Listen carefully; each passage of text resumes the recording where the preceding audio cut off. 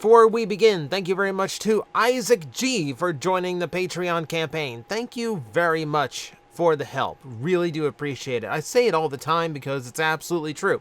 I appreciate whatever anyone is willing to pitch in to help keep this channel alive, and the Patreon is legitimately the only reason I'm able to still do this every single day. So even if it's only $1 a month, or in Isaac's case, €1 a month, I do appreciate the support. Thank you very much for doing it. So, here's 10. We are up to the year 2011.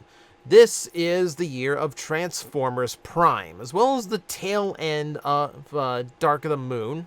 We have some Dark of the Moon toys we can still talk about. Generations starts doing its own thing this year as well. We do have quite a bit, and I will warn you right at the top, this is an Optimus heavy year. There were a lot of really good Optimus Prime toys, as there usually are some, but this year especially had some real bangers. So, we need to get along with this. So, without any further ado, or mispronunciations, this is the top 10 toys of the year 2011, and we are going to start with the Human Alliance line, which expanded to include smaller figures in this year. There were still larger ones, but a lot of them that weren't quite my taste, and some of the better ones apparently were very difficult to get, so I never really got to mess with them. But if we're going for bang for your buck, and anything goes for this list, I'm gonna put one down for Icepick, because this thing is incredible. So for starters, yeah, this is one of the few vehicles that they did for the smaller Human Alliance that made absolute sense. The Snowmobile, very rare vehicle mode for Transformers, so it's great to see it represented. Makes perfect sense for a human pilot that still scales with the big cars. Absolutely perfect for this. Top that off, the robot mode looks really, really cool. But let's be honest here. That's not the reason it's on the list. You see, all of these smaller Human Alliance figures had some kind of weapon mode for the larger ones. And this one was a massive chainsaw. How do I not love it? Like, seriously, like, how do you not love that? Like, it's perfect. In all three modes, it's about as perfect as you're going to get for this gimmick, for this particular toy line.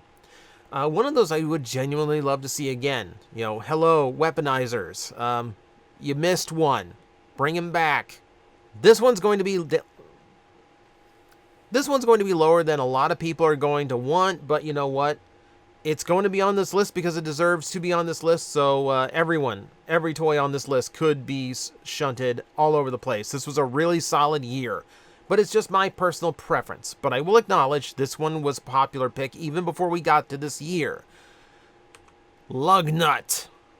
Specifically, the Reveal the Shield Lugnut, done in a far more realistic style than animated. A lot of people were thrilled to see Lugnut actually escape animated and get some mainline figures, or at least some like collector line figures.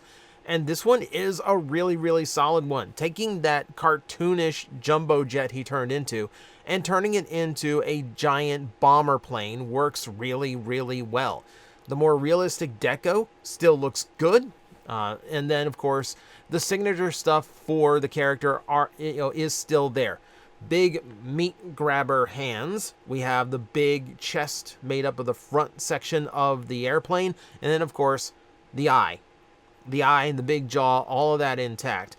Giving us a glimpse of what a Generations or even G1-ish style Lugnut would have looked like if the Decepticon Loyalist had actually made it to other toy lines or had been released earlier. It's a really, really cool figure. You top that off with some firing missile gimmicks, some extending hand gimmicks, for punching effect. You got a fun figure. You got a really fun figure. And also, of course, hands off to the fact that it uses its wings for something other than back decoration. That's always a plus in my book. So yes, he is absolutely one of the 10 best of the year. We will give all credit to Lugnut. Glory to Lugnut. Now, while a lot of those late Dark of the Moon figures were pretty hard to get because of cancellations, glut at the retail shelves, some of them were absolutely worth tracking down, and the ones I did, I was actually happy about. Soundwave deserved to have a full release in the US. It's very unfortunate he ended up being as rare as he was because he is absolutely a fantastic figure. For starters, I felt he had one of the best mech tech weapons that they had in the line. For starters, it was just a nice big cannon right off the bat, because a lot of times they flipped out into the cannon and then that was it. Their default mode would be something a little bit more mundane, not as cool looking. But for Soundwave, it flipped out into his radar dish, which is a much cooler and more interesting effect than a lot of those just flip out blade or flip out bigger gun barrel things were. Top that off on the fact that looks great in the Mercedes mode, looks great in the robot mode. I actually like how this one isn't hulking in his proportions. Maybe not movie accurate, but the proportions are really, really good on the character. Very, very solid. Very good. Shame that this one got sent into a late wave that really, really missed the US. Didn't deserve it. This toy was absolutely one of those worth paying the import price for. Okay, this one is a pet favorite, I know, but for me, it is absolutely one of my favorite toys in the original Generations line and one of my favorite toys of 2011, and nothing is going to sway that. We need to talk about Warpath again. I've mentioned this toy before, and this toy is just a joy. There's some really clever bits of transformation to it that make it really engaging to play with. The look is really good. The feel of the toy is really good. I talk about clean figures a lot. Characters that don't have a lot of kibble hanging off or work their kibble really well. This Warpath has no kibble whatsoever. He is just clean all over. What is left over is mostly accurate for him, like the treads under the forearms. Pair that off with one of the last figures to give us firing missiles, the rotating turret in the vehicle mode, as well as the raising cannon. All that really good and necessary for a really, really good tank figure. And yeah, just a really, really nice look and solid feel. He looks like a glow-up of G1 Warpath in the best way. I don't know why. It's just something like a little X factor about this toy that has always made me love it and wonder, why didn't this toy get a dozen repaints and remolds? Because we had to wait till BotCon, reuse this figure. It was bizarre. But that said, it's worth tracking down. Absolutely one of my favorite Generations figures from that era. This is the year Transformers Prime began, and it began with a set of figures that ended up being far more special than we realized they would be when we first heard about them. First edition was short-lived, but very enjoyed by a lot of people, and one of my favorites from the line, Starscream. So the Voyager one is fine, but honestly, I don't think it tops the original Deluxe. There is just something about the way this toy is done that just gives it such a fresh and good feel to it. There's a lot of really clever transformation to give him that, scrawny, spindly look. It's a very different jet for Starscream, for starters. He just handles himself really, really well. And then you have the more unique details for a Starscream. The forearm missiles, the high heels, interesting. The hunch.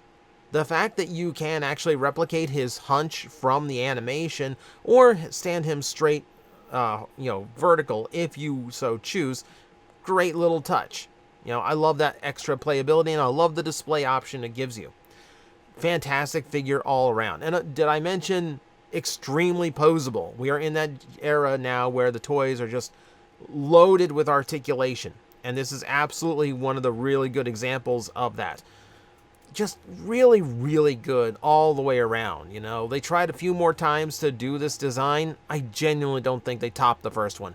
Sometimes big stupid figures that do a whole bunch of stuff are a lot of fun, even if they are ridiculous or even if they may come to a detriment to some features. You can't deny when it's just fun to have a big toy that does a lot of big things. Let's talk about Ultimate Optimus Prime, the iron butterfly of Transformers. So this, Another reimagining of the classic Optimus Prime design, the movie Optimus, I should say at this point, and the first real effort to give him a full trailer that actually works into something. You do have a massive light-up cannon weapon. That's cool. Unfolds to look cooler. That's cool. And then, of course, the great idea. Someone has this brilliant idea to just turn his trailer and make it unfold into this massive set of wings and power armor. And this is the kind of upgrade I like, because it changes the look of him visually more than just, oh, he's got a backpack now. Which, admittedly, a lot of Optimus combiners tend to fall to. But this gives him armor on the legs, the forearms, the midsection, the shoulders.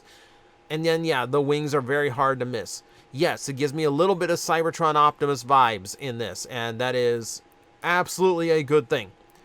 Whether it's this or, I believe, the Year of the Dragon one that came out, either one is a solid pick. They are both fantastic versions of the same toy. It's just fun. It's just a lot of fun to mess around with. Yeah, and even me, as someone who doesn't like the movie aesthetic, has to go, yeah, that's a really cool toy. If we're in the age of Dark of the Moon, then there's one toy in particular that's going to make this list easily. So generally, Dark of the Moon doesn't make it to these lists because, well, to be frank, a lot of the toys were a lot smaller and simpler. They were good, but they weren't really extending themselves. They weren't really, like, going out there to impress. No one told Megatron that.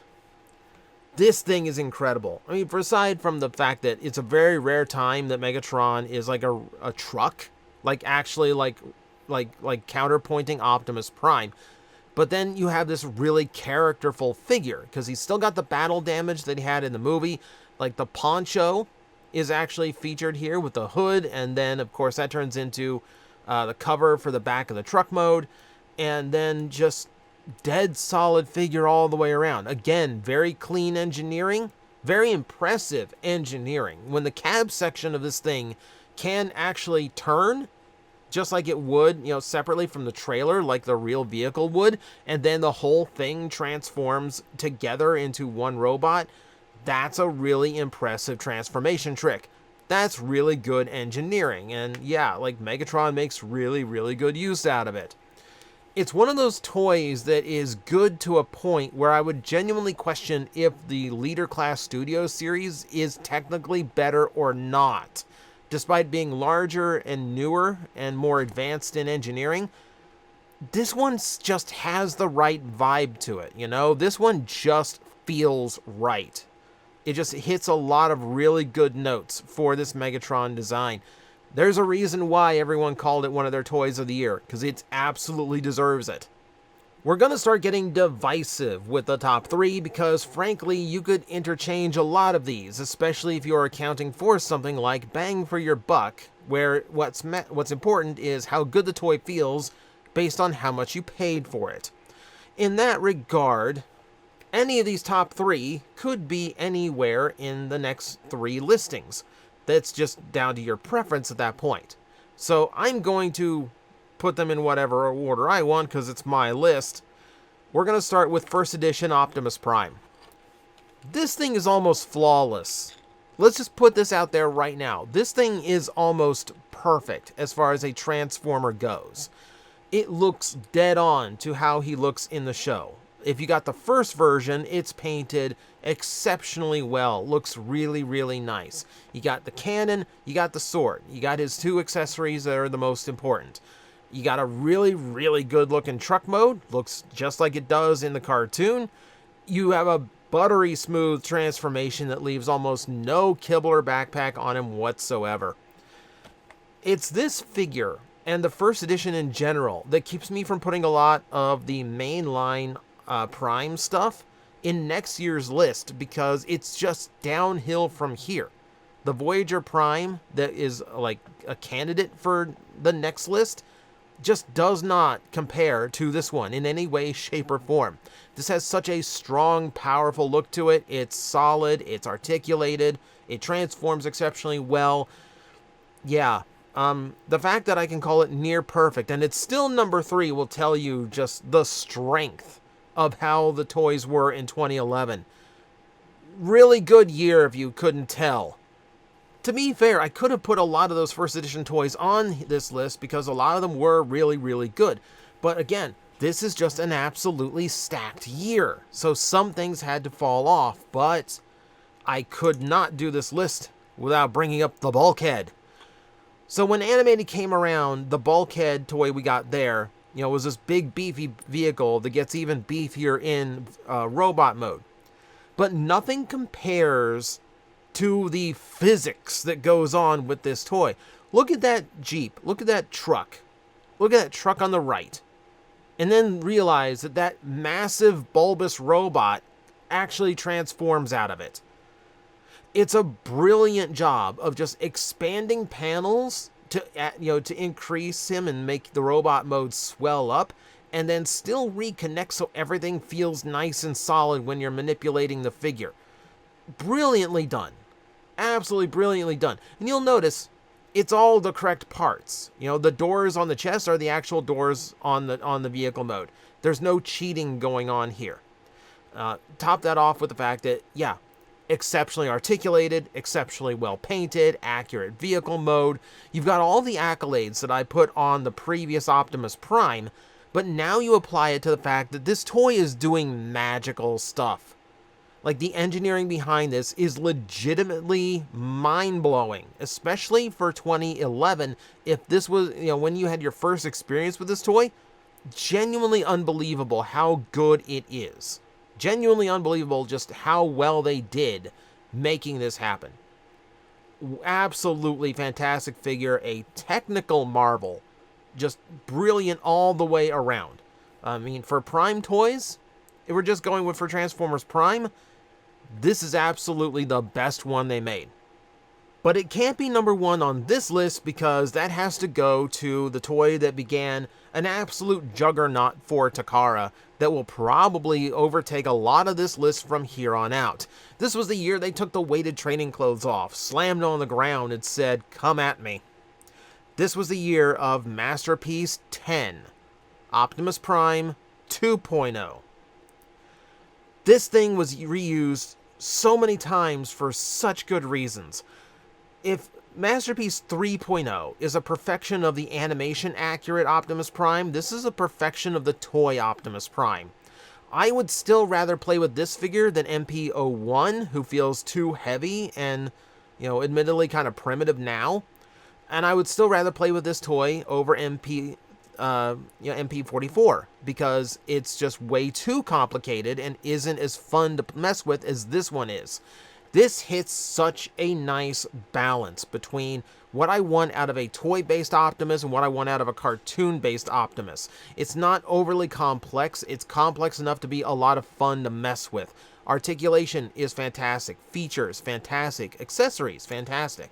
The fact that it's a fully featured Optimus Prime, there was no cardboard trailer or perfect edition needed. This was all in one. Here's the trailer, here's Roller, here's the repair drone, here's spots for Spike to sit at and operate. Here's Spike. We're just going to throw him in as well. It does everything you wanted an Optimus Prime to do at the time, and it seems like ever since then they've been scrambling to figure out, well, what else do we do with an Optimus Prime? But yeah, for the time, yeah, this was, oh my god, we went nuts over this toy. There was no getting around it. This was absolutely the best toy of 2011. Still to this day, I would say one of my favorite Transformers of all time. Simply because, yeah, it's that perfect balance of complex but not too complex. Accurate but still has its own thing going on. Love this toy. Absolutely deserves the number one spot. And that is the year 2011. As usual, you're free to dispute it, you're free to have your own opinion, you're free to comment about it in the comment section below. That is all up to you. Just keep it civil, because, we love this brand. We don't need to start wars over it. But you're free to talk. So, I will let you talk, and I will get back to the next video. So thank you very much for watching. I will see you next time.